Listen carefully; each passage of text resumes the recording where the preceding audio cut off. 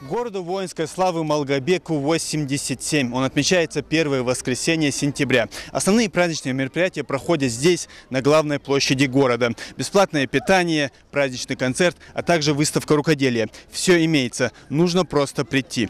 Так, расскажите, что у вас здесь? Мы представляем Центр творчества детей и юношества города Малгобек.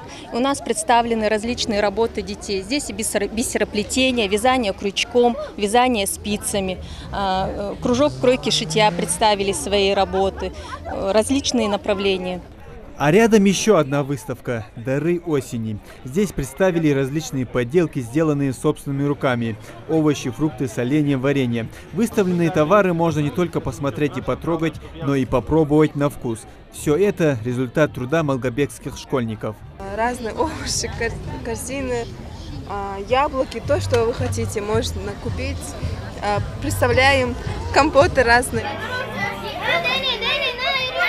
Детям бесплатное мороженое и квас, а взрослым сытный обед из блюд национальной кухни. Организаторы праздника сделали все возможное, чтобы всем без исключения подарить праздник. Все, значит, наши подведомственные организации принимают активное участие в этом мероприятии.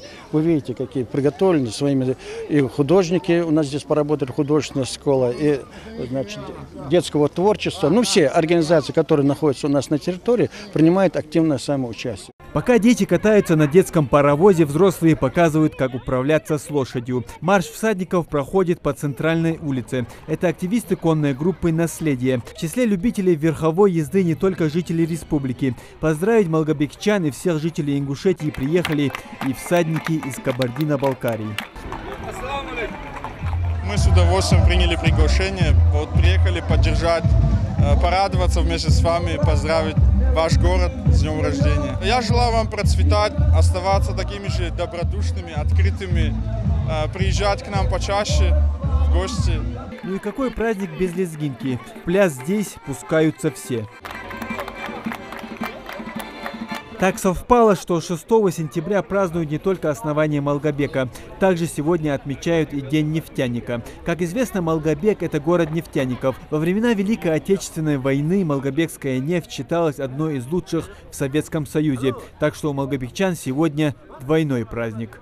Я хочу поздравить всех малгобекчан и жителей Малгобекского района, даже вот близлежащих сел, с Днем города, с праздником. Пожелать всем добра, счастья, малгобекчанам процветания, городу процветания, расцвета, чтобы все было у нас хорошо. Настроение у людей у всех, конечно же, хорошее. Лично сама с утра встала, пришла.